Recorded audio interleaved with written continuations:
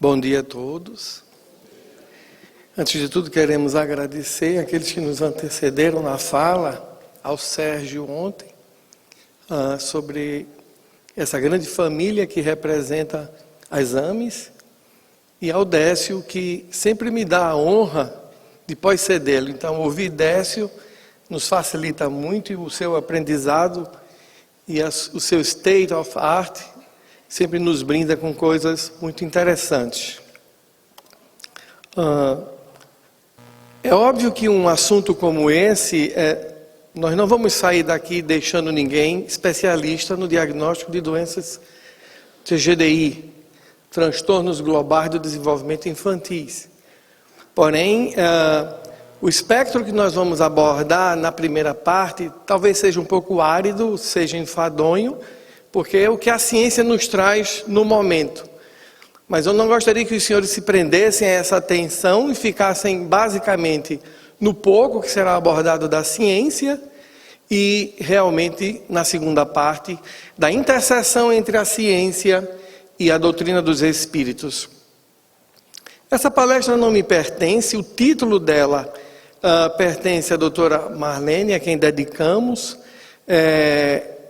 porque foi ela quem escolheu esse título para o encontro Norte e Nordeste das AMES, em Recife, que aconteceu em 2014. Portanto, a ela dedico o inteiro a nossa fala de hoje. Nós sabemos que o autismo de conceito, ele tem se renovado e muito. Nessa visão desse autor, Villamayor, em 95, ele dizia que o termo do autismo vem do grego autos, que significa, em verdade, em si mesmo. A denominação é oportuna, pois o principal traço do autismo é a aparente falta de interesse pelas outras pessoas e o mundo ao seu derredor. Mas o Jerusalinski, que é um psicanalista de São Paulo, ele nos diz nessa obra, o que os bebês provocam aos psicanalistas. Ele nos diz que acreditar na presença de causas orgânicas, excluindo as psíquicas, nos impede a compreensão da inter-relação que elas podem nos dar. E Bruce Hood, que atualmente em Londres detém um grupo de pesquisa, ele nos diz que desde a infância somos capazes de perceber as emoções alheias e até mesmo de experimentá-las. Autistas, porém, não dispõem desses recursos que permitem interagir e criar os vínculos afetivos. E no histórico das doenças, lembrar o Bruno Bettelheim em Viena, que nos disse, e cabe ao próprio Bruno, umas questões de ordem ética na deontologia médica, em função de que várias mães chegaram ao suicídio depois dessa expressão que o Bruno deixou. O autismo na primeira infância é consequência do desejo dos pais de que seu filho não existisse, afirmou o psicólogo infantil. Você imagina o que é uma mãe receber essa função castrativa e numa negativa de uma vida que vem. Já é um peso para a mãe receber o seu filho com autismo, e imagina ela em si negar-se a esse fato.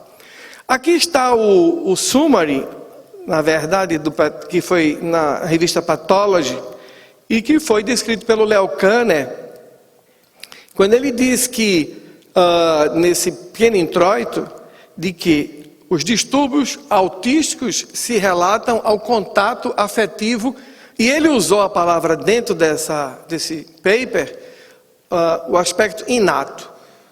Você não pode falar a expressão inato, a não ser que, na verdade, você possua geneticamente esse aspecto. Portanto, ao longo desses anos, o diagnóstico histórico de seus autores vem dessa forma alterando-se. E coube, no caso, a Lorna Wing, em 81, trazer em Londres a interpenetração do transtorno global do desenvolvimento infantil a palavra Asperger, que na verdade era erroneamente considerado um autismo de alta resolução.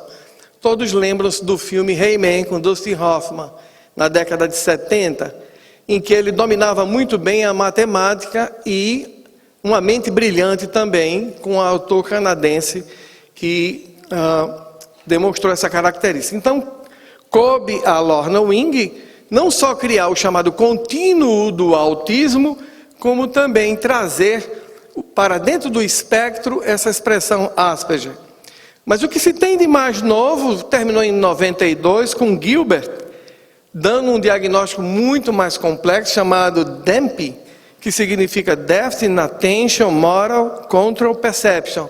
Ou seja, o autista tem esse envolvimento motor alterado, perceptivo do outro e de si próprio, e na sua locomoção, ou seja, na sua expressão do seu corpo. O grupo da Maria Conceição e do Marcos Mercadante, ele falecido precocemente, e que dirige a UPIA, que é a Unidade de Psiquiatria Infantil da Universidade de São Paulo, tem no seu livro, que na verdade é um livro muito interessante, é indicativo que aqueles que quiserem se aprofundar nas questões possam comprá-lo, é o Cérebro Social. E que é um trabalho entre a Universidade de Yale, nos Estados Unidos, onde eles fizeram os doutorados, ele como a Conceição, antes do seu falecimento, e o grupo do INSERM, que é o Recherche, na França, do Paris. Então, hoje essa representação envolve a síndrome semântico-práxico, à minha esquerda e acima, o TGDI, considerado como diagnóstico desintegrativo, onde envolve o autismo, o Asperger e o Rett. Isso é o que se tem de mais novo da APA, American Psychiatry Association, e a Academia Americana de Pediatria também, e que foi englobado no DSM-5, que saiu em maio de 2015, e que não teve nenhum brasileiro nem nenhum sul-americano nesse grupo de estudo. E embaixo nós temos o TGDI, SOIES, que significa Transtorno Global do Desenvolvimento Infantil, sem outras especificações, onde você tem as formas multiplexes, advanced e as demandas desse grupo. Então, esse é o grupo que está sendo mais aceito. Bem, uma criança autista tem uma história, a história clínica associada do autismo, a gente vai pegar desde o seu biopsiquismo fetal, gestacional, onde envolve medicamentos, na clínica da criança. É muito comum se ver uma perturbação do sono, e no desenvolvimento, nos seus marcos de desenvolvimento, nós vamos ver que há regressão das habilidades linguísticas, onde essa janela é uma das mais importantes, chamada endofenótipos, ou IRD, Índice de Desenvolvimento. Na família, nós vamos ver, ou na presença de gêmeos, e com gêmeos nós vamos mostrar um caso de consultório nosso no decorrer da nossa fala. E no social, a idade materna um pouco avançada e poluentes ambientais estão sendo envolvidos. Na linguagem, o mais comum é encontrar a ecolalia imediata, ou seja, a repetição de expressões naquilo que você se expressa, né? Você disse, Paulinho, você é belo. Ele diz, belo. Paulinho, vem cá, cá. Então ele faz o eco, mas ele pega o final da expressão fonológica. O comportamento, sempre em alguns casos, na grande maioria dos casos, arredios, são crianças agressivas, quando instigadas, e solitários, brincam normalmente sós.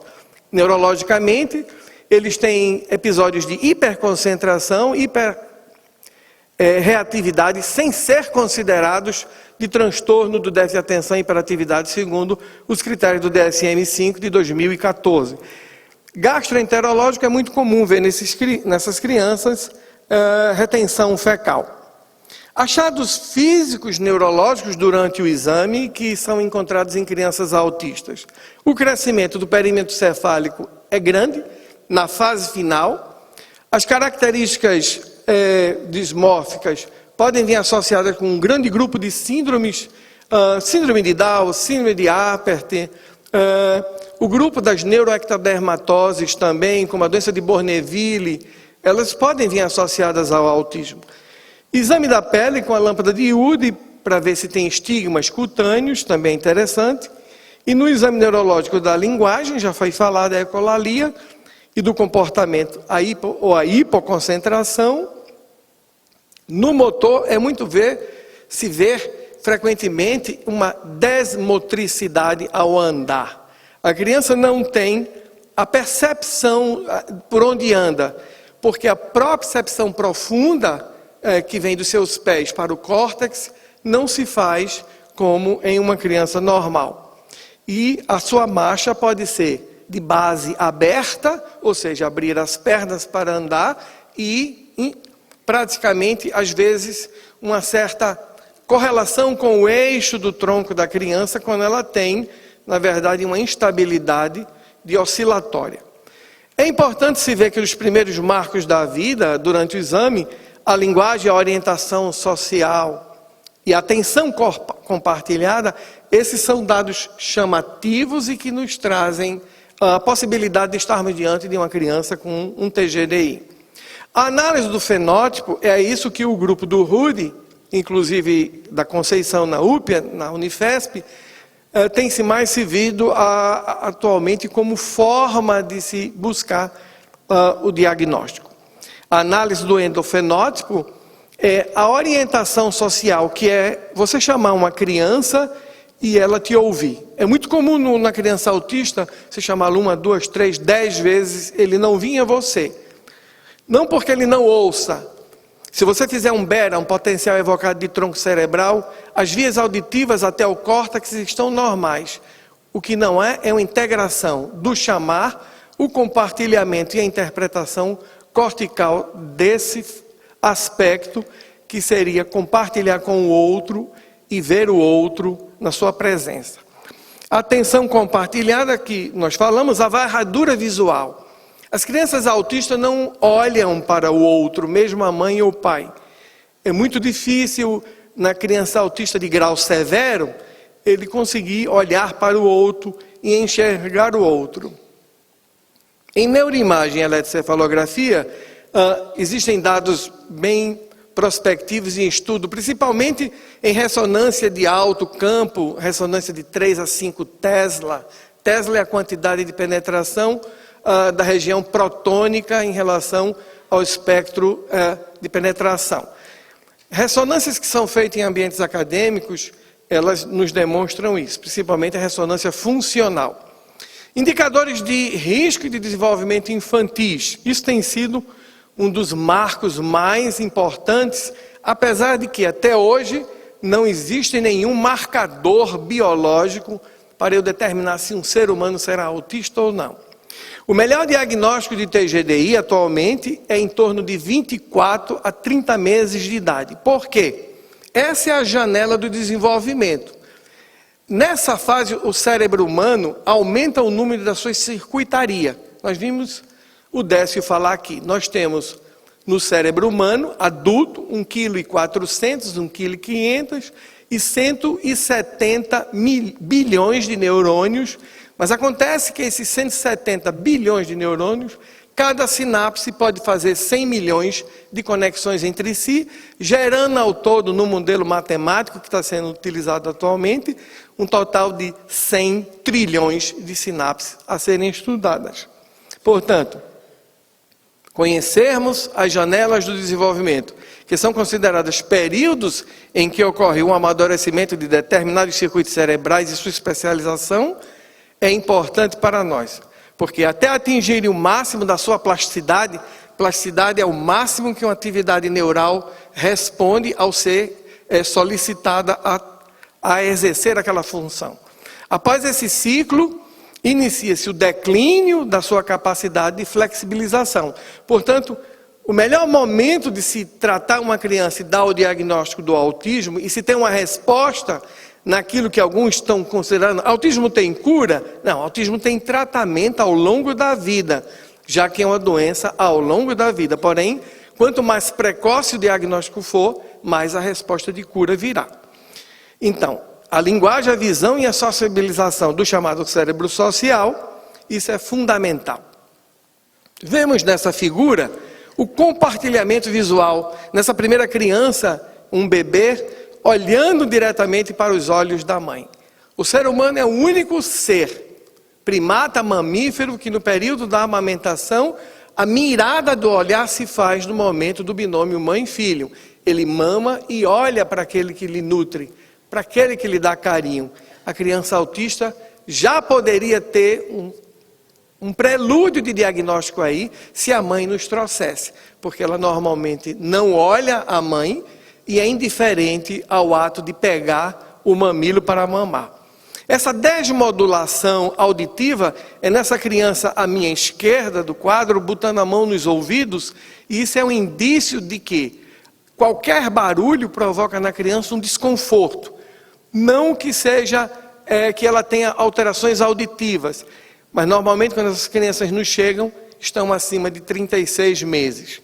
E a indiferença perante um seu irmão que possa nascer como essa outra criança. Portanto, o Rachamandrân Vilanayu, nesse livro interessante, que nós batemos uma foto, ele nos dá o que chama de teoria do mapa topográfico. Como é que um autista vê um ser humano?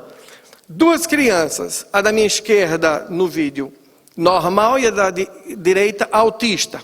Na criança normal, a amígdala, que é a porta ou o berço da recepção de todas as informações que vão me gerar a sensibilidade e desenvolver o fenômeno de eu sentir no outro tristeza, alegria, ou que seja chamado sensações e emoções, ela funciona. Essa amígdala, ela envia informações para os campos visuais e a criança olha a outra numa varredura de olhar normal.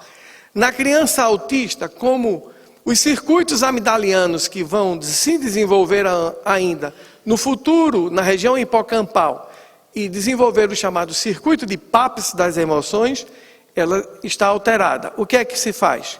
Quando eu vejo o outro, eu não o considero, às vezes, nem como um ser humano.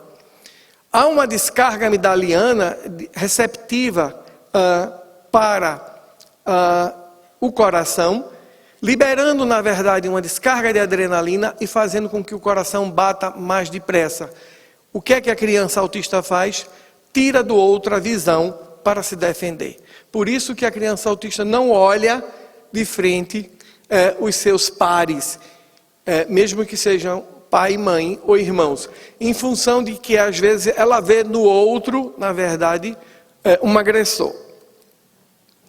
Bem, sobre os aspectos genéticos, o Thomas Borgerot, que atualmente é do Instituto Pasteur, ele afirma que 6% das crianças autistas representam alterações nesses genes que estão sendo muito estudados. A neurogilina 3, 4, a neurexina 1 e o SHANK3. Contudo, na grande maioria dos pacientes a qual ele estudou nesse trabalho, a neurogilina 4 foi o gene mais afetado.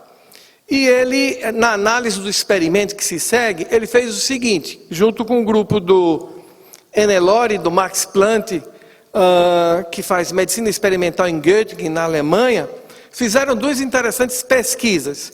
Eles pegaram camundongos e fizeram mutações na neurogilina 4.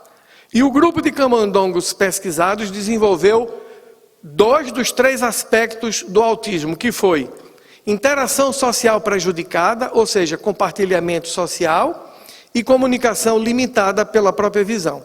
Com isso, a neurogilina 4 mostra ser um transmissor de sinapses glutamatérgicas, e isso aqui no trabalho mostra esse fato interessante. O ratinho da minha esquerda, ele está vendo uma rata fêmea em cio, e ambos emitem grinchos, porque ele gostaria de estar com ela para fazer a cobertura.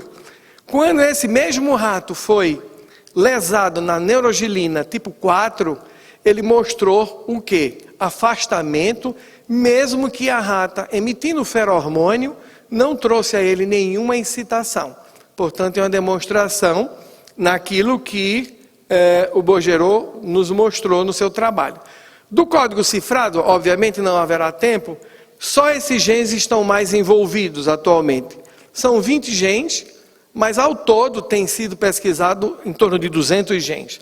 É a neurogilina 3, 4, a neurexina, o grupo Fracta, que desenvolve a síndrome de Martin-Bell, 40% das deficiências mentais infantis são promovidas pela síndrome de Martin-Bell, e também o espectro final do TGDI, que é a chamada síndrome de Rett, que só acontece em meninas, atinge o cromossoma X, como as meninas têm 2 cromossomas X, elas se supõem que elas suportam. A lesão está localizada no locus chamado MSCP2, esse exame já se pode pedir. Atualmente eu tenho em consultório privado 4 Retts, mas não consigo pedir os exames, né? O Brasil, você faz estádio de futebol e não pede um exame desse que custa R$6.000.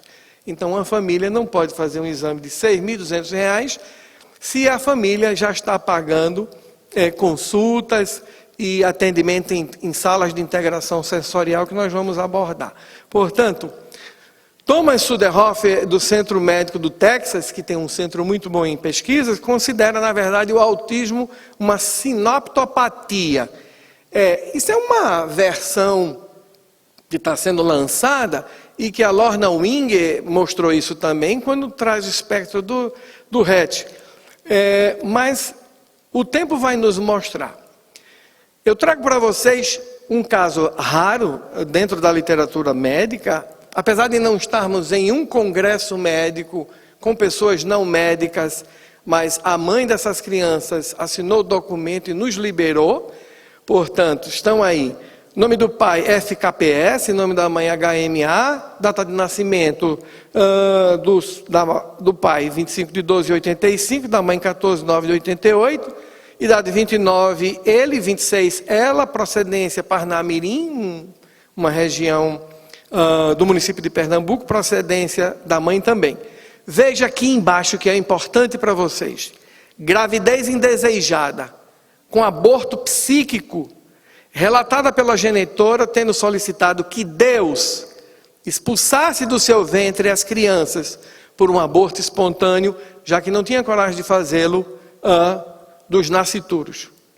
Portanto, aí nós temos relato das trigêmeas. A primeira, MAMP, sexo feminino, primeiro feto a ser extraído da cesárea, idade 52 meses, quando foi examinada por nós, nascimento 18/5/2011, procedência Recife, Pernambuco, Brasil, branca, desenvolvimento neuropsicomotor, não sentou, não engatinhou, iniciou bipedestação aos 13 meses, não desenvolveu linguagem até os 30 meses, quando iniciou o fenômeno de ecolalia e linguagem inteligível.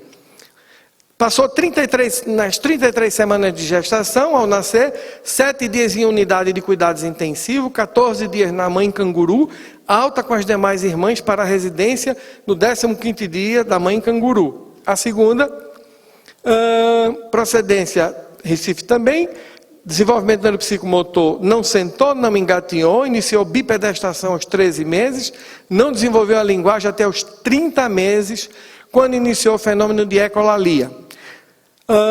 7 dias em unidade de tratamento intensivo pediátrico, 14 dias em unidade de cuidado intermediário, 14 dias na mãe canguru, seguida de alta para domicílio.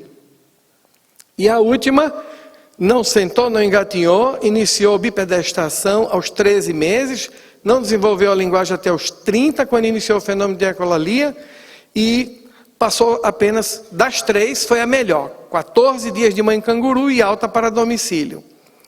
Bem, aqui você tem as crianças, é uma passagem rápida.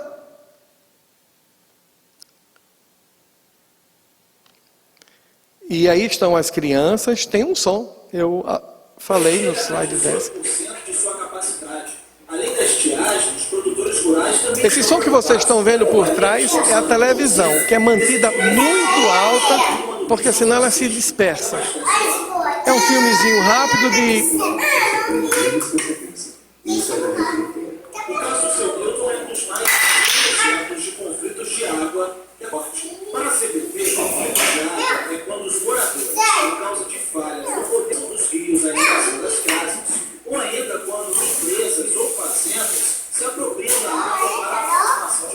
Vocês veem que vocês não conseguem entender o que elas dizem, é inteligível. Né? Portanto, comentário. De todas as 3 pacientes femininas, gêmeas e univitelinas, lembrar que a herdabilidade genética aí é de 100%, por quê? Porque crianças univitelinas, elas são, na verdade, clonos uma da outra. Então, a herdabilidade aí é de 100%. O que uma tem, geneticamente, a outra possuidora. Portanto, de todas as 3 gêmeas e univitelinas, demonstraram, ao ser examinadas em 7/4/2015, preencher os critérios contidos no ADOS, que é o Autistic Diagnostic Observation Schedule, e no CARS, que é o Childhood Autistic Rating Scale. Estando as 3 crianças enquadradas no DSM-5, 290/9, e CID-10, eixo F84.0. O que fizemos? Foram encaminhadas para avaliação fonológica e do desenvolvimento cognoafetivo por fonoaudiólogo e terapeutas ocupacionais especializados em TGDI. E o follow-up dela tem mostrado o seguinte: encontra-se em atendimento multidisciplinar pelas técnicas A e B, ou seja, análise do comportamento, e realizado por 2 profissionais, uma fono especializada em PECS, em teaching, em floor time e em ABA, e uma terapeuta ocupacional especializada em ABA. Portanto, a evolução delas vai ser muito difícil da recuperação, em função já de serem vistas aos 52 meses. Isso é um grupo do Carey, nesse livro Pediatric Neurology, onde ele fala sobre o algoritmo do TEA. TEA, transtorno do espectro autístico. Improvável, improvável, improvável, e ele vai fazendo esse algoritmo que realmente tem sido acompanhado. Que instrumentos nós temos de validade no Brasil para dar diagnóstico de autismo? O ETO, que é a Escala de Avaliação de Traço Autístico, que foi validado pelo grupo do Assunção, da USP, que chefia a Unidade de Psiquiatria Infantil. O ICA, que é o Inventário de Comportamento Autístico, que foi o grupo do Marteleto. E o QVA, que é o Questionário de Verificação Autista, do grupo do SAT. Tratamentos reabilitadores que são indicados. A análise aplicada do comportamento tem sido mais interessante. A linguagem e programa de comunicação PECS. O Floor Time, que é o Development Individual Differential Relationship Based Floor Time. O programa de ensino individualizado, que é o PEI. E o acompanhante terapêutico, que é o AT. Tratamento medicamentoso, que não cai aqui na questão, mas a gente trouxe. Off-label no Brasil tem sido o aripiprazol. Mas eu lembro que o aripiprazol já foi liberado pelo FDA, e eu tenho 2 pacientes, inclusive um Asperger, que em um momento de fúria com a mãe, em que ela é um adolescente, tem que ter cuidado, ela negou a ele alguma coisa, e ele pegou uma faca e jogou na mãe. Ao jogar, a faca cravou em uma televisão de plasma e ficou lá, pendurada e balançando. E ela chega no consultório e diz: ou o senhor vai dar um jeito, ou nós vamos acalmar, ou nós vamos fazer a interdição dessa criança. Então, nós fizemos o aripiprazol e ele realmente respondeu muito bem. Mas no Brasil, o aripiprazol tem sido exclusivamente para esquizofrenia refratária em adultos. Bem, essa é a parte que nos interessa como médicos espíritas convictos. Qual a interseção da ciência com a espiritualidade? O que é que a doutrina nos diz do que é uma criança? É um espírito encarnado. E nos diz Sueli Caldas Schubert que um recém-nascido, quando dá o seu primeiro choro, significa que um espírito se revestiu nesse corpo, trazendo consigo uma longa história, já escrita, repleta de erros e acertos. Então não temos que ver uma criancinha autista como um profundo devedor à criatura, criatura, criada pelo Criador incriado. Nós temos que ver os seus painéis kármicos. Nós temos que saber quem é aquele ser, que é um espírito advindo do plano espiritual e que encontrou naqueles pais a oportunidade de vir à matéria. E qual é o objetivo da encarnação dessas crianças? A lei de Deus lhes impõe a encarnação como objetivo de fazê-los chegar à perfeição. A encarnação tem também um outro objetivo: dar ao Espírito condições de cumprir sua parte na obra da criação. Nos diz Joana de Anjos, nós somos co-herdeiros desse universo. E ontem o Sérgio falava isso, e Pedro de Camargo Vinícius, numa obra muito bonita chamada Em Torno do Mestre, nos diz: somos criaturas inacabadas de Deus. Se somos, é por isso que a reencarnação é uma lei biológica de aperfeiçoamento de criaturas que somos nós. E na questão 166, a pergunta de Allan Kardec: então como pode a alma que não alcançou a perfeição durante a vida corporal acabar de depurar-se, sofrendo uma nova existência naquilo que Décio tem na sua obra Reencarnação, a Lei Biológica? E qual para este o espírito a utilidade de passar pelo estado da infância, mesmo que doente? Encarnado com o objetivo de se aperfeiçoar, o espírito durante esse período é mais acessível às impressões que recebe, ou seja, como criança e em casa, e a casa é a principal escola das nossas vidas, e que podem auxiliar o seu adiantamento pelos pais, para que possam contribuir os que estão encarregados de educá-lo. Nos diz Joana de Ângeles que os sofrimentos humanos de natureza kármica podem se apresentar sob dois aspectos que se completam: provação e expiação. Ambos objetivam educar ou reeducar. Lembrar aos senhores que provação, toda expiação é uma prova, mas nem toda prova é uma expiação. Essa mãe que tem trigêmeos, ela prova, e os filhos expiam e provam. Então, Evangelho segundo o Espiritismo, por Allan Kardec. Portanto, as provações podem mudar de curso? Podem. Nunca se esqueçam de que aqueles que muito se amarem serão considerados meus discípulos. E quando você amar muito, seus pecados serão recambiados, transformados, mutacionados. De cada molécula malsã será trocada por uma molécula sã. Portanto, as provações mudam de curso, suavizando-se ou agravando-se conforme o desempenho do espírito. Espírito resignado, nos diz o Evangelho por Allan Kardec, é o espírito que tem concessão do seu coração. Resignação é a concessão do meu coração. E a revolta é a negativa desse fato. Portanto, as expiações expressam situações mais graves e por isso são impostas e irrecusáveis. As expiações, continua Sueli, visam restaurar o equilíbrio perdido ao tempo em que reconduzem o infrator à posição espiritual em que se encontrava antes da queda desastrosa.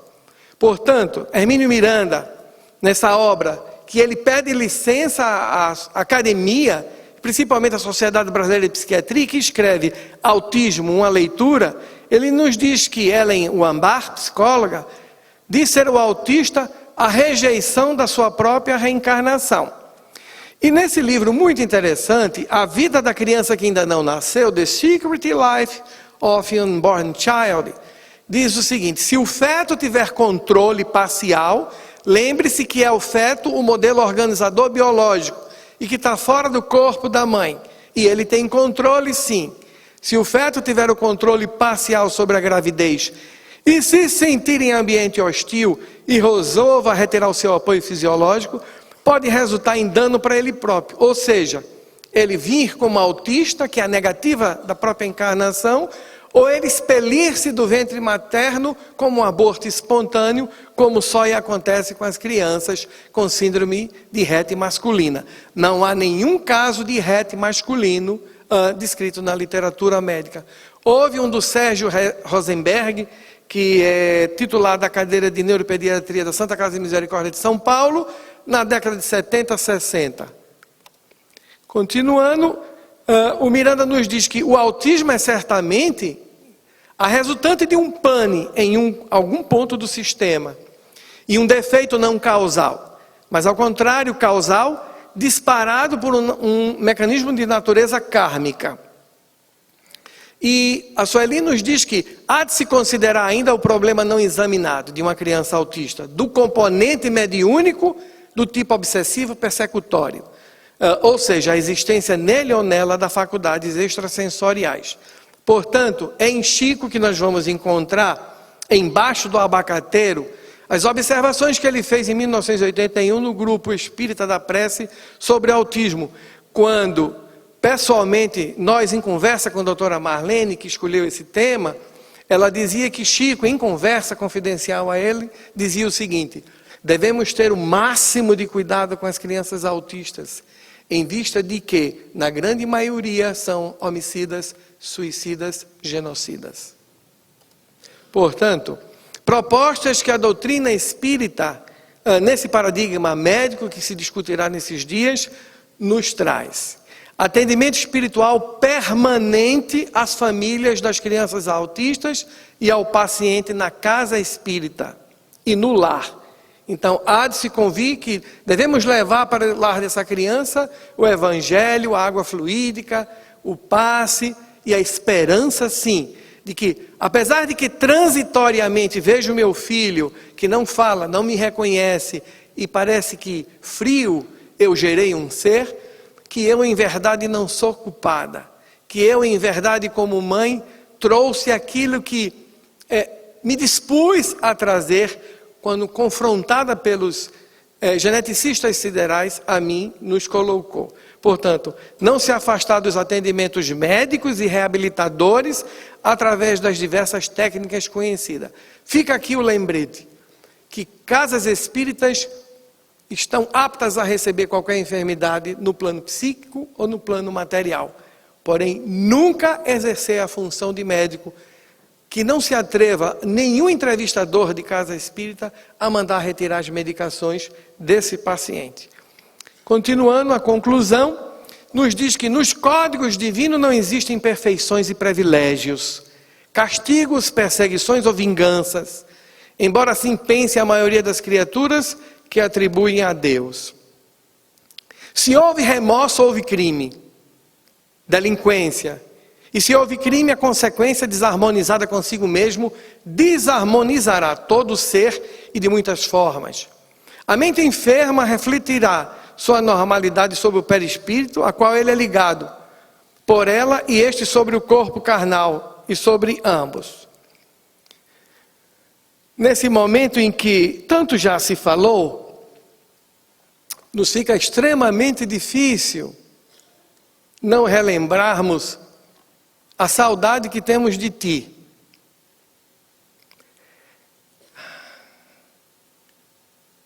Esse foi o último momento, antes de voltarmos ao Brasil, em que juntos abordávamos o TDAH, doutora Marlene falava sobre as lições do Ser e a Saúde, Irvênia e Márcia Colassante, a nossa tradutora. Não era uma noite fria, mas profundamente acalorosa. Quando terminamos essa reunião, a doutora Marlene pediu a Zelina, que é esta senhora em pé, que ela pudesse proferir a prece de encerramento. E ela fez uma linda e bela Ave Maria. E junto com ela, nós choramos bastante. Mas eu não sabia, porque eu nunca a vi chorar. Pelo menos tanto desta forma. E ela disse: Jesus siga consigo, meu filho. Que Jesus vos abençoe, continue a sua luta. E quando descemos em Guarulhos, não houve tempo. Mas à tarde ela passava um e-mail e dizia: queridos amigos Fernanda e Lucimar, a minha esposa, não tive tempo de abraçá-los. Foi toda a noite de viagem. E já estávamos com 30 dias na Europa. Mas eu tinha um cansaço e gostaria de voltar para casa. Voltaste. Deixastes os teus aprendizes aqui. Que aparentemente, naquele 5 de janeiro, quando soubemos da notícia, a primeira coisa que me veio foi: eu não estou pronto. Mas eu vejo que é engano, porque hoje estamos prontos. Porque se o Pai te chama e te deixas saudades para nós, é porque sabias que o momento era aquele, como fez Bezerra de Menezes em tua comunicação, que o corpo já não suportava o peso, mas que teu espírito lépido gostaria de lá e aqui influenciarmos. E o que mais me chamou a atenção naqueles 30 dias foi aqueles quase 20 minutos que passamos juntos entre a fronteira da Alemanha e da Bélgica, quando conversávamos e me dissesses coisas que ficaram no meu coração, por hoje e para sempre. Muito obrigado.